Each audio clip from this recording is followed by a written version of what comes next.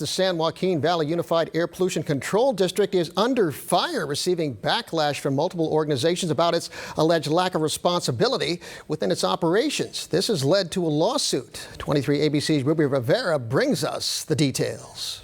Roughly 2 months ago, the Valley Air District was served with a formal 60-day notice with intent to sue by participating parties. Now the time to respond is gone, and organizations are continuing to push for a cleaner and safer community. They essentially use these credits that we found were either fake or overvalued. And what that means is that communities that are living next to these large stationary sources have been exposed to much higher levels of air pollution than should have been allowed under the Clean Air Act.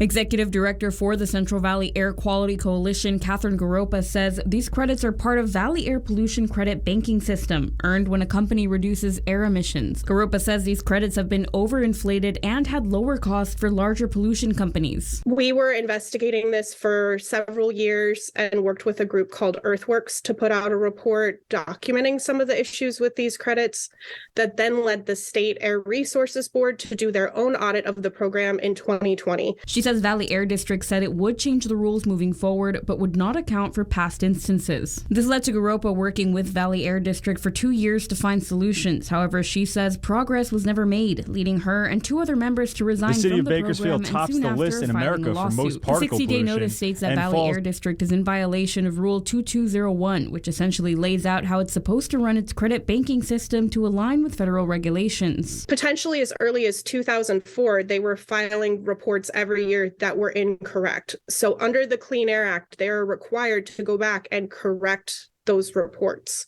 I reached out to Valley Air District, who sent me a written statement reading in part, "For the past several years, the district has been implementing the remedies required by Rule 2201 and authorized by EPA, despite allegations to the contrary by petitioners. In addition, there have been significant efforts at the local level working with CARB and EPA to continue enhancing the district's permitting programs through an ongoing public engagement process. In fact, just last month, the district adopted the latest amendments to Rule 2201 to further enhance and strengthen the permitting program." Garopa says they want to see Valley Air District take accountability for its own actions and correct them. They love to talk about pollution blowing in from the Bay Area, from China, that we're in a basin.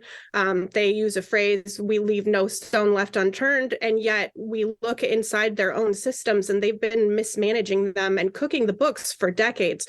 I spoke with Garopa recently. She says as of now, Valley Air District was served with a lawsuit and a judge has been assigned. There are no further updates. In studio, Ruby Rivera, 23 ABC News, connecting you. And we wanted to know the health impacts of living in an area with bad air quality, so we took an in-depth look at a study from the American Lung Association and have more details for you. Prolonged exposure can increase the risk of premature birth and low birth weight. It can also increase the likelihood of children developing asthma. Bad air exposure can also make heart disease and symptoms from COPD worse. It can also increase the chance of developing diabetes, as well as increase the risk for lung cancer, Parkinson's disease, and dementia.